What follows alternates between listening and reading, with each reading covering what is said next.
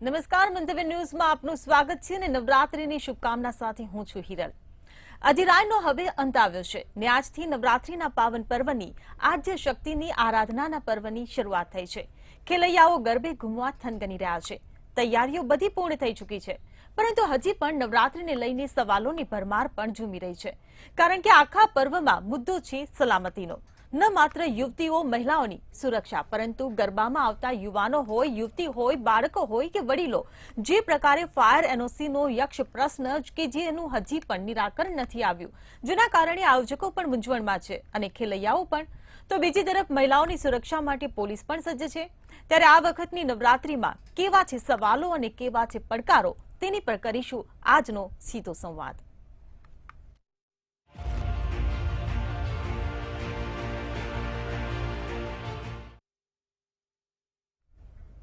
ચર્ચામાં આપણી સાથે જોડાઈ ગયા છે મંતવ્ય ન્યૂઝના એસોસિએટ એડિટર પ્રફુલ ત્રિવેદી, ભાજપમાંથી સ્નેહલ જોશી જોડાયા છે, મુકેશ પંચાલ કોંગ્રેસમાંથી જોડાયા છે અને વિશ્વ હિન્દુ પરિષદના પ્રવક્તા દક્ષેશ મહેતા આપણી સાથે ઓનલાઈન જોડાયા છે। પહેલા તો તમામ મહાનુભાવોનું મંતવ્ય ન્યૂઝમાં સ્વાગત છે। પ્રફુલભાઈ, મારો પહેલો સવાલ તમને કે નવરાત્રીનો પર્વ હવે આજથી શરૂ થઈ રહ્યો છે, ખેલૈયાઓમાં ઉત્સાહ પણ ભરપૂર છે અને બીજી તરફ પોલીસનો પણ ચાંપતો બંદોબસ્ત છે, સલામતી માટે શું કહેશો? હિરલ, આજથી માં આદ્ય શક્તિના આરાધના પર્વનો શુભારંભ થયો છે। તમામ દર્શક મિત્રોને મંતવ્ય ન્યૂઝ ચેનલ નવરાત્રિની શુભેચ્છા પાઠવે છે। સૌ કોઈ ખૂબ હર્ષભેર, ઉલ્લાસભેર, ઉમંગભેર નવરાત્રિ ઉજવે અને માં અંબાના આશીર્વાદ સૌ ઉપર વરસતા રહે તેવી આપણે શુભેચ્છા પાઠવીએ છીએ। હવે તમામ જે મહાનગરો છે ત્યાં પોલીસે ખૂબ જ સજ્જતાપૂર્વકની વ્યવસ્થા ગોઠવી છે। તાલુકા ટાઉનમાં પણ એ જ રીતે પોલીસ ચાંપતો બંદોબસ્ત રાખશે અને જે ગ્રામ વિસ્તાર છે ત્યાંની જે ગરબા અને ગરબી ગાવાની પદ્ધતિ છે એ અલગ જ પ્રકારની છે કે એ એટલા સહયોગભર્યા વાતાવરણમાં એ થતું હોય છે કે ત્યાં અમને પોલીસ કે બંદોબસ્તની જરૂર મોટાભાગે ગ્રામ વિસ્તારના લોકોમાં નથી પડતી। 18 વર્ણ સાથે મળી અને મા ચાચરના ચોકમાં એ લોકો ગરબા અને ગરબી ગાતા હોય છે, રાસ રમતા હોય છે, હુડો ગાતા હોય છે, દાંડિયા રાસ લેતા હોય છે। હવે જે મહાનગરો છે એની જો વાત કરીએ તો મહાનગરોમાં એમાં અમદાવાદ છે, સુરત છે, રાજકોટ છે, વડોદરા છે, ત્યાં ડ્રોન દ્વારા સર્વેલન્સ કરવામાં આવશે। સી ટીમ, પોલીસની સી ટીમ એટલે મહિલા પોલીસ, એમની ટીમ બનાવી અને ખેલૈયાના જેવા વસ્ત્રો પહેરી અને જુદા જુદા પાર્ટી પ્લોટમાં એ ત્યાં પેટ્રોલિંગ કરશે, પરંતુ એ ગરબાના પારંપરિક ડ્રેસમાં, કોઈ ઓળખે નહીં એ રીતે। અને જો કોઈ રોમિયો કોઈની મજાક મસ્કરી કરતા હશે તો એને એ પકડી લેશે। પેટ્રોલિંગ ટીમ હશે, ઘોડેસવાર પોલીસ હશે અને એઆઈ આર્ટિફિશિયલ ઇન્ટેલિજન્સના પણ આમાં ઉપયોગ કરવામાં આવ્યો છે। બોડી વોર્ન કેમેરાનો પણ ઉપયોગ કરવામાં આવ્યો છે। સીસીટીવી કેમેરા પણ જ્યાં ગરબા થતા હોય એની આજુબાજુના તમામ સીસીટીવી કેમેરા હોટેલ્સના હોય, દુકાનના હોય, શોરૂમના હોય એ ચાલુ રાખવા માટે તાકીદ કરવામાં આવી છે। એઆઈ છે એવા 100 કેમેરા સિંધુ ભવન રોડ ઉપર, એસજી હાઈવે ઉપર, જીએનએફસી ગ્રાઉન્ડમાં ગોઠવ્યા છે। એટલે કોઈ જો ગુનાહિત વ્યક્તિ કોઈ જગ્યાએ કાંઈ ગુનો કરતો દેખાય તો એ જે એઆઈ છે તાત્કાલિક પોલીસને એની જાણ કરી દેશે। કેટલીક જગ્યાએ હેલ્પલાઇન નંબર પણ જાહેર કર્યા છે, કોઈ મહિલાને કંઈ કામ હોય તો એ મદદ માગી શકશે હેલ્પલાઇન નંબર ઉપર ફોન કરીને। એટલે ખૂબ ચુસ્ત વ્યવસ્થા ગોઠવવામાં આવી છે। બીજી તરફ ખેલૈયાઓ છે એમાં થનગનાટ છે આ વખતે વધારે છે, કારણ કે વચ્ચે 2-3 વર્ષ કોરોનાના હતા, પછી એકાદ વર્ષ એવું હતું કે વચ્ચે ચોમાસાએ નવરાત્રિમાં વરસાદ આવ્યો હતો અને ડિસ્ટર્બ થયા હતા, પરંતુ આ વખતે ખૂબ જ વાતાવરણ સારું રહેવાનું છે એમ સમજીને કદાચ દક્ષિણ ગુજરાતમાં એકાદ વખત વરસાદ પડશે એવી આગાહી છે, પરંતુ ખૂબ જ સારી રીતે નવરાત્રિ પસાર થવાની છે એમ સમજીને ખેલૈયાઓએ જે તૈયારી કરી છે, ચણિયા ચોલીની ખરીદી છે, યુવકોએ જે કેડિયા ને એની અને બધી એસેસરીઝ, ખોટા ઘરેણાં, દાંડિયા, બધી જ વસ્તુની મોજડી, આ બધી જે ખરીદી છે એ બહુ મોટા પાયે નીકળી છે. અત્યારે તમે જો લો ગાર્ડન પાસેનું જે ક્રાફ્ટ બજાર છે ત્યાંથી છેલ્લા લગભગ 12 કે 15 દિવસથી નીકળી શકાતી પરિસ્થિતિ નથી, એટલી ભીડ હોય છે. અને એ ભીડ સવારના 10 થી ચાલુ ને રાત્રે 12 વાગ્યા સુધી હોય છે. કેટલાક યુવતીઓ છે કે યુવકો છે એ પેલા નોકરી કરતા હોય, છૂટ્યા પછી ત્યાં ખરીદી કરવા જતા હોય, રાત્રે 12 વાગ્યા સુધી એ આખું માર્કેટ ધમધમતું હોય છે. ડાલગરવાડ માર્કેટ પણ એટલું જ ધમધમતું હોય છે. આ બધું જોતા લાગે ખેલૈયાનો ઉત્સાહ છે એ સખત છે. તમામ પાર્ટી પ્લોટો પણ પોતપોતાની રીતે સજ્જ થઈ ગયા છે. હવે પોલીસનું જે જાહેરનામું પડ્યું એમાં સલામતીના ઘણા બધા 30 જેટલા પેરામીટર્સ આપવામાં આવ્યા છે. જે ટીઆરપી ગેમ ઝોનની અંદર જે આગ લાગી હતી રાજકોટમાં, ત્યારબાદ જે સલામતીના પગલાઓ છે એની ખાસ ખેવના રાખવામાં આવી છે. દાખલા તરીકે ગરબાના અંદર પ્રવેશ માટે અને બહાર નીકળવા માટે અલગ અલગ ગેટ રાખવા ઉપરાંત એક ઇમરજન્સી ગેટ પણ રાખવો પડશે. સલામતીને સિક્યુરિટી ગાર્ડની ચુસ્ત વ્યવસ્થા રાખવી પડશે. સીસીટીવી કેમેરા પણ અમુક જગ્યાએ ફરજિયાત કરી દેવામાં આવ્યા છે. એટલે ઘણી બધી જ રીતે સલામતીની એની સાથે સાથે ફાયર સેફટી અને પોલીસ લાયસન્સનું પણ કહેવામાં આવ્યું છે. હવે પોલીસે એમ કહ્યું કે 12 વાગ્યા સુધી ગરબા ગાઈ શકાય છે, જ્યારે ગૃહ રાજ્યમંત્રી હર્ષભાઈ સંઘવીએ એમ કહ્યું કે 5 વાગ્યા સુધી કે આખી રાત પણ ગરબા લઈ શકશો. અને આખી રાત ફૂડ પાર્લર છે, લારીઓ છે, નાની મોટી હોટેલો છે ચાલુ રહેશે અને એ લોકોને પણ ધંધો મળી રહેશે. એમની ભાવના સારી છે. પરંતુ આ બે જે એક જાહેરાતો થઈ ને એમાં કેટલીક દ્વિધા ઊભી થઈ હતી કે ભાઈ પોલીસ કમિશનર એમ કહે છે કે 12 વાગ્યા સુધી, હર્ષ સંઘવી એમ કહે છે કે આખી રાત. પરંતુ પછી એક સ્પષ્ટતા એવી પણ થઈ કે 12 વાગ્યા પછી માઇક છે એ ધીમું કરી દેવું અથવા બંધ કરી દેવું, અને ઢોલ અને શહનાઈના તાલે એ રાસ રમવાની એક પદ્ધતિ જે વિકસી છે હમણાં એ પણ ચાલી શકે જો આજુબાજુના કોઈ લોકોને ખલેલ ના પહોંચે એટલા માટે. અને કદાચ માઇક ધીમું કરી દે તો પણ ચાલે જો આજુબાજુ વેરાન જગ્યા હોય તો. એટલે એ બધા પેરામીટર્સ પણ જાહેર થયા છે. અને સુરતની અંદર તો કંટ્રોલ ને કમાન્ડ રૂમ પણ આ માટે ઊભો કરવામાં આવ્યો છે. ત્યાં લગભગ 2700 જેટલા નાના મોટા ગરબાના પાર્ટી પ્લોટોમાં, શેરીઓમાં બધા યોજાતા હોય છે. એમાં 150 છે મહિલા પોલીસ છે એ ખેલૈયાના પહેરવેશમાં બધા જ પાર્ટી પ્લોટ ઉપર ધ્યાન રાખશે. 3000 પોલીસની ત્યાં વ્યવસ્થા કરવામાં આવી છે. વડોદરામાં 400 પોલીસ અને 600 ટ્રાફિક જવાનો કામ કરવાના છે. ત્યાં 26 કોમર્શિયલ સહિતના 44 મોટા ગરબા પાર્ટી પ્લોટોના છે અને બીજા 660 થી વધારે મધ્યમ કક્ષાના છે. ત્યાં પણ એ લોકોએ એટલી જ ચુસ્ત વ્યવસ્થા ગોઠવી છે. રાજકોટમાં 31 મોટા ગરબા પાર્ટી પ્લોટોના યોજાય છે. 2000 જેટલા શેરી ગરબા ને સોસાયટીઓના ગરબા વગેરે થાય છે. પરંતુ આ 31 જે ગરબા આયોજકો છે ત્યાંના જે અખબારો છે, રાજકોટની અંદર બપોરના અખબારો ખૂબ જ વંચાય છે. એ અખબારોએ લખ્યું છે કે 31માંથી 31ને હજુ સુધી ફાયરની એનઓસી મળી નથી અને પોલીસનું લાયસન્સ મળ્યું નથી. પરંતુ હું માનું ત્યાં સુધી એ 2 કલાક દરમિયાન એ લોકો કોઈને કોઈ રીતે એરેન્જ તો થઈ જ જશે. અને ત્યાં જે છે પોલીસની બધાની 16 જેટલી ટીમો કામ કરશે. હવે અમદાવાદમાં છે 90 જેટલા મોટા ગરબા આયોજકો છે. એમાંથી 38ને ફાયરની એનઓસી મળશે, બાકીના હજુ ચાલુ છે. આયોજકોને આ વખતે એક કોમ્યુનિકેશનની ખામી કહો કે મોડી જાહેરાત કહો કે જે વસ્તુ જો પોલીસ તંત્રએ 8 કે 9 દિવસ પહેલા કહ્યું હોત તો ફાયર બ્રિગેડ પણ એટલું જ સચેત હોત અને આયોજકો પણ એના કાગળો તૈયાર રાખે.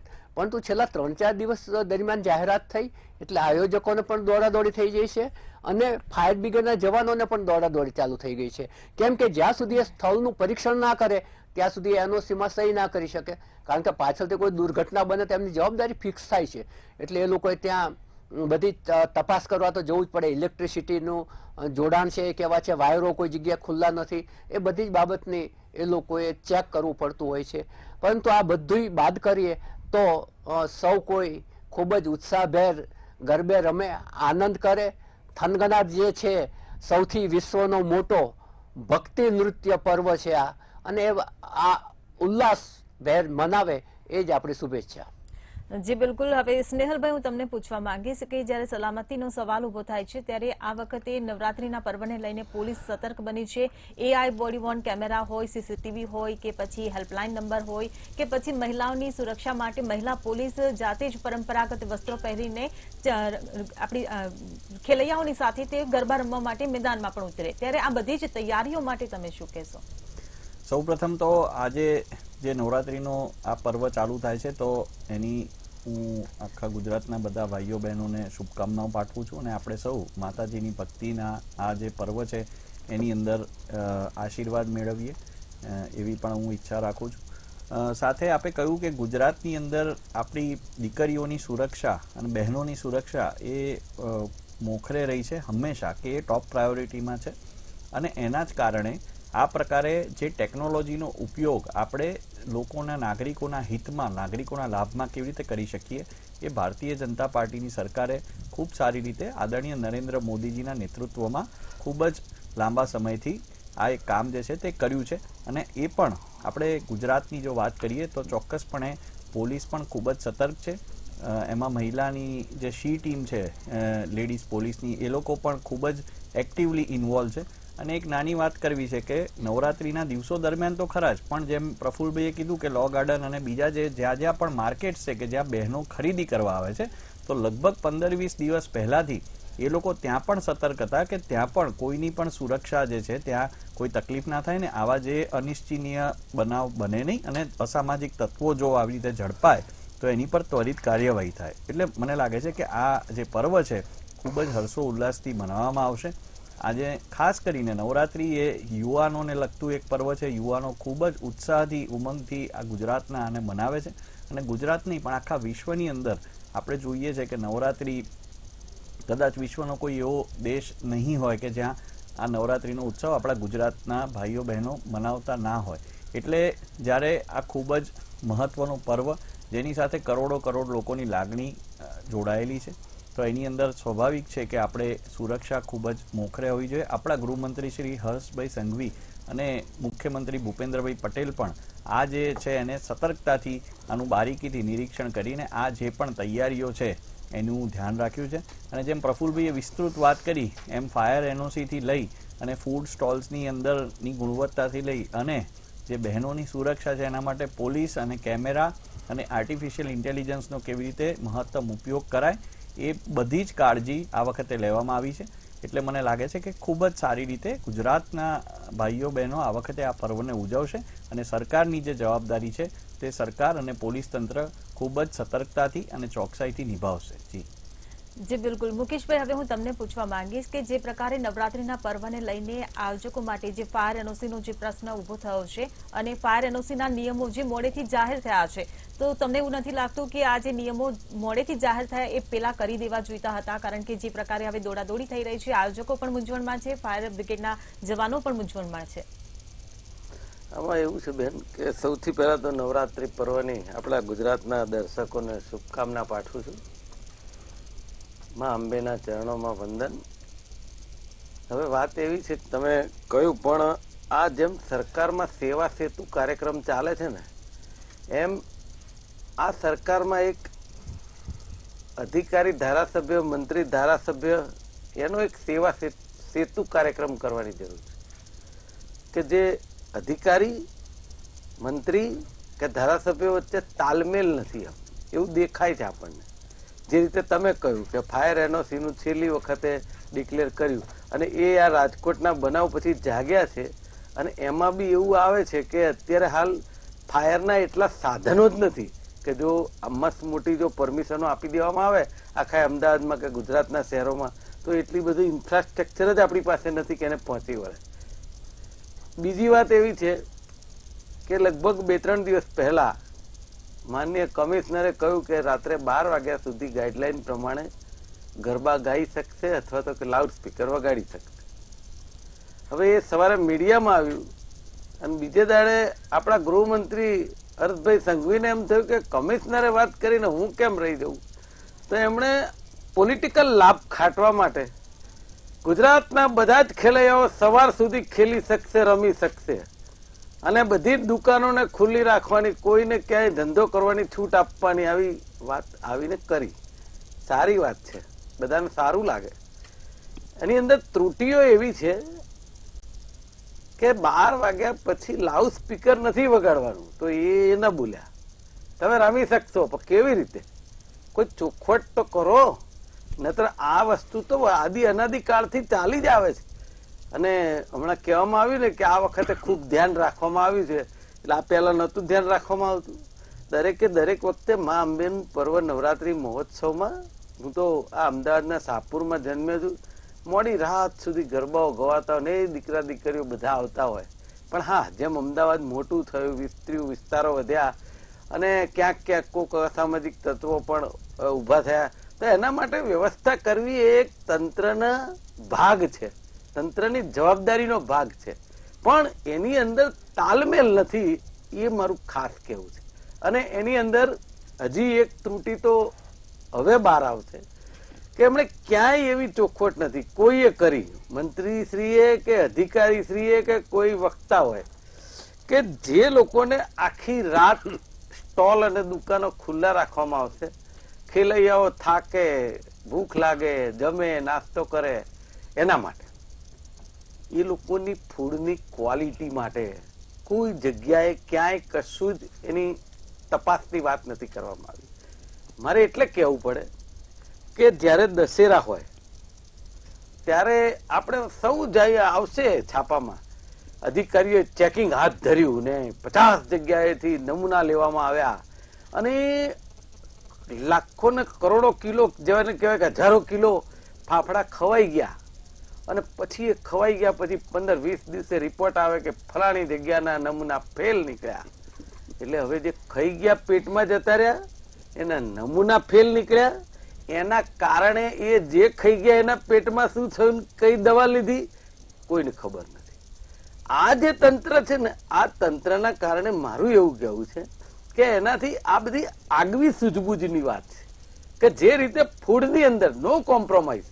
ધારો કે હું કહું છું કે ફલાણી એક ફૂડની અંદર આવી રીતે નીકળ્યું કે એના નમૂના ફેલ નીકળ્યા, સાહેબ એને 5 વર્ષ સુધી એ ના કરી શકવો જોઈએ. એને એના એક મગજમાં દહેશત હોવી જોઈએ. અસામાજિક તત્વો છે એવા, સાહેબ પોલીસનો એવો ડર હોય કે જીપ બાજુમાંથી નીકળી હોય તો પેલો ત્યાંથી ફરકવો ના જોઈએ. આજે ખોફ છે ને જે પહેલા હતો, એ પોલીસ બિચારી પાંગળી થઈ ગઈ છે અત્યારે. એટલે એ જરૂરી છે, અગત્યનું એ છે કે લોકોમાં એક ડર તો હોવો જ જોઈએ પોલીસનો. હા, ખોટો ડર ના હોવો જોઈએ, પણ ડર હોવો જોઈએ કે જેથી અસામાજિક તત્વો, જે દીકરીઓ રાત્રે રમવા જતી હોય, અને આપણા અમદાવાદમાં તો વર્ષોથી દીકરીઓ એકલી સ્કૂટર પર જતી હોય અને આવતી હોય એને કોઈ પ્રોબ્લેમ નથી. પણ જે મેં કીધું ને, જેમ વિસ્તાર વધ્યો અને પ્રોબ્લેમ ક્રિએટ થાય છે, એ ન થવા જોઈએ. એના માટેનો ખોફ અને અધિકારીઓની પોતાની પ્રમાણિકતા, આ બંને જરૂરી છે. અને એ જ વસ્તુ મારે કહેવી છે કે જે તાલમેલ હોવો જોઈએ ને મંત્રીઓ અને અધિકારીઓ વચ્ચે, એ ખૂબ જરૂરી છે. જી બિલકુલ. દક્ષેશભાઈ આપણી સાથે જોડાયેલા છે. દક્ષેશભાઈ, હું તમને પૂછવા માંગીશ કે સુરત પોલીસે એક જાહેરનામું બહાર પાડ્યું કે નવરાત્રીના ગરબામાં જો કોઈ વિધર્મી પ્રવેશ કરે છે તો કોઈ સંગઠનને કાયદો હાથમાં લેવાની જરૂર નથી, તેને પોલીસને સોંપવો. આ મુદ્દાને તમે કઈ રીતે જોઈ રહ્યા છો? બરોબર છે. સૌથી પહેલા તો નવરાત્રીની સૌ હિન્દુ ભાઈઓને, સનાતનીઓને ખૂબ ખૂબ શુભેચ્છાઓ, માના ચરણોમાં વંદન. બીજું કે માન્ય મુખ્યમંત્રી શ્રી, માન્ય ગૃહમંત્રી શ્રી અને સમગ્ર સરકારને ખૂબ ખૂબ અભિનંદન પાઠવીએ કે આ વખતે તેમણે કીધું છે કે નવરાત્રીમાં આખો દિવસ, આખી રાત મોડા સુધી ગરબામાં કોઈ વાંધો નથી. હવે આ બધાને જ કેવી રીતે મૂલવવું, તો દરેકને ઊંધી જ રીતે જોવું કે છતી રીતે જોવું, એ આપણી નજરનો છે કે ભાઈ હું વિરોધ પક્ષમાં છું એટલે મારે એનો વિરોધ જ કરવો, બસ આ એક માન્યતા. આપણે શું સૌ હિન્દુ નથી, આપણે સનાતની નથી? આપણે એવું માનવું જોઈએ કે એમણે જે કંઈ પણ કીધું એ સારું. તો કદાચ મિસઅન્ડરસ્ટેન્ડિંગ થતું હોય અથવા મિસકોમ્યુનિકેટ થતું હોય તો ભાઈ આપણે પહેલા બી ગરબા ગવાતા હતા, તો આપણે એવું કહી શકીએ કે પહેલા સંકલન જ નહોતું? પહેલાના સવાર સુધી ગરબા થતા હતા તો પોલીસ અને સરકારનું કોઈ સંકલન જ નહોતું જ્યારે કોંગ્રેસનું શાસન હતું ત્યારે. તો એવું ના કહી શકાય, કારણ કે ગરબા તો થતા હતા. તો આ વખતે ઉપરથી સારી વ્યવસ્થા છે કે સંકલન થયું, બંનેનું ભલે વિવાદિત એટલે વિરોધાભાસ નિવેદન થયું, પણ વિરોધાભાસ નથી, બધાને ગરબા ગાવાના જ છે ને. આપણે એમ જ કહીએ છીએ કે ભાઈ સૌ હિન્દુ ભાઈ, ગૃહમંત્રીએ સરસ કીધું, ભાઈ ગુજરાતમાં ગરબા નહીં ગાય ક્યાં ગાશે? તો બહુ સારી વાત છે. તો આપણે બધાએ ભેગા થઈ અને એમ કહેવું જોઈએ કે દરેક હિન્દુ ભાઈઓને આમાં રસ છે અને હક છે કે સવાર સુધી એ ગરબા કરે અને માઇક સાથે કરે. માઇક સાથે જ કરે, કેમ ના કરે? કારણ કે આપણે નમાજ 12 મહિના 24 કલાક સાંભળીએ છીએ ભાઈ. એટલે આ 10 દિવસનું માતાજીનું પર્વ હોય ને, એટલે એના માટે માઇક ભલે ગમે તેટલું વાગતું. હા, કોઈ માદા બીમાર આ લોકોની એની ચિંતા કરવી જોઈએ. તો એના માટે થઈને ગમે તે હોય, પણ આ એક ઉત્સવ છે, આ એક પર્વ છે, એને દરેક હિન્દુ ભાઈએ મનાવે. આ કોઈ નાચગાનનો પ્રસંગ નથી, આ કોઈ ડાન્સ પાર્ટીઓ નથી થતી. એટલે વિધર્મીઓએ પણ ચેતી જવું જોઈએ. સુરતની પોલીસે આપણે કીધું એમ બહુ સાચી વાત છે. અમને પણ કોઈ કાયદો હાથમાં લેવામાં કોઈ રસ પણ નથી.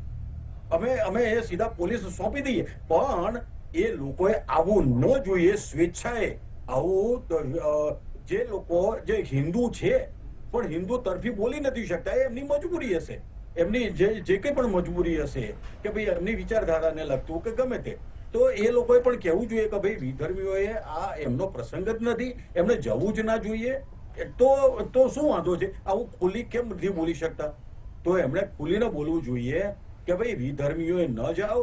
આ કાયદો હાથમાં લેવામાં વિશ્વ હિન્દુ પરિષદ, બજરંગ દળને કોઈ રસ નથી અને ચોક્કસ પોલીસને સોંપશે. પરંતુ જો એ એમની ફરજ ક્યાંક ચૂકશે તો અમે એમને સોંપવા માટેના પ્રયત્ન કરીશું. સોંપવા માટે એટલે એમને એમને એને હાથ ફેરવી ના કહેવાય કે ભાઈ ચલો પોલીસ વાળા લો, આ ભાઈ આવી ગયા છે ને એમને લઈ જાઓ, એવું ના. કારણ કે એ બી પછી ભાગવાના પ્રયત્નો કરે, એ પછી છટકવાના પ્રયત્નો કરે, તો એને પકડવો તો પડે કમસે કમ. તો એને પકડીને પોલીસને સોંપે એનો અર્થ કે કાયદો હાથમાં લીધો એવું અર્થઘટન ન કરે. તો અમે પણ એ પોલીસની મદદમાં અમે રહીશું, સરકારની મદદમાં અમે રહીશું કે ભાઈ આવા કોઈ અસામાજિક તત્વો આવે એને ત્યાં અમે પોલીસને પકડાવવાના પ્રયત્નો અમે ચોક્કસ કરીશું. બજરંગ દળે એના કરતા પણ બીજી એક વધારાની જાહેરાત કરી છે, એક હેલ્પલાઇન જાહેર કરી છે. મારા ભાઈ નામની એક યોજના એમણે ત્યાં કરી છે અને બજરંગ દળે એક નંબર જાહેર કર્યો છે કે 8735873595. આ એક નંબર છે. એ કોઈ પણ બહેન દીકરીને આખી રાતમાં ગમે ત્યારે એકલી જો કોઈ હરામી છેડતી કરતો હોય તો 15 થી 20 મિનિટમાં આ બજરંગ દળની ટીમના પહોંચી જશે અને એની સુરક્ષા કરશે, એને સુખરૂપ એને ઘરે પહોંચાડશે. આ જવાબદારી લીધી છે. તો પછીથી બીજા એવા વિધર્મીઓ જે હોય એમણે આ પ્રસંગમાં જવું જ ન જોઈએ. જો એમને ગરબામાં રસ હોય તો એમના વિસ્તારમાં ચોક્કસ કરે. અમારા બજરંગ દળના ભાઈઓ ગરબા ગાવા આવશે, અમારા બજરંગ દળના ભાઈઓ ગરબા ગાવા ત્યાં માટે આવશે. વિશ્વ હિન્દુ પરિષદના કાર્યકર્તાઓ અમે જઈશું. તો તમને જો રસ હોય તો તમારી બેન દીકરીઓને રસ હોય તો તમે શું કરવા આવો છો? બેનને મોકલો ને, દીકરીઓને મોકલો ને. તમે એમને માતાજીમાં રસ હોય તો માતાજીમાં, જો તમને રસ હોય તો મેં નાચ ગાન. જી દક્ષેશભાઈ, સમયનો અભાવ છે એટલે હું અટકાવીશ તમને. પ્રફુલભાઈ, હું તમારી પાસે આવવા માંગીશ કે દુર્ઘટનાની ભીતિ તો છે જ નવરાત્રીના પર્વને લઈને, પણ આ બધાની વચ્ચે ખેલૈયાઓ શાંતિપૂર્વક અને ભક્તિભાવપૂર્વક ગરબા રમી શકે એ માટે સમાપનમાં તમે ખેલૈયાઓને શું સંદેશો આપશો? નહીં, દુર્ઘટનાની કોઈ આમ તો ભીતિ છે જ નહીં, પરંતુ સૌ સારી રીતે ઉજવે અને એકાબીજીના સહયોગમાં પ્રેમપૂર્વક ઉમંગ ઉલ્લાસ જે છે એ રીતે જ ઉજવે ને, એ જ ખૂબ જરૂરી છે. દક્ષેશભાઈ જે વિધર્મીનું કહ્યું, અગાઉના વર્ષોમાં એને ચાંદલો કરવામાં આવતો હતો કે જેથી ચાંદલો ના કરાવે, ઓટોમેટિક બહાર નીકળી જાય.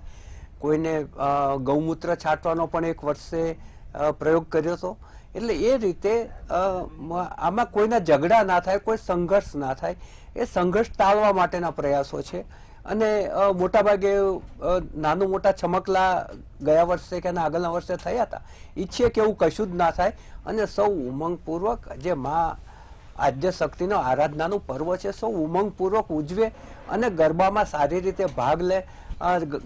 જે ગવૈયાઓ છે એ સૌને આખી એને તાન ચડે એવી રીતે ગાય અને લોકો જલસા કરે અને માતાજીની અંદર એનું મન પરોવાય એ રીતે પૂર્ણ રીતે ગાય અને એ એના જે લય અને તાલની અંદર એ ખેલૈયાઓને ખેંચી અને એને ખેંચી જાય અને એનો એ આનંદ લે.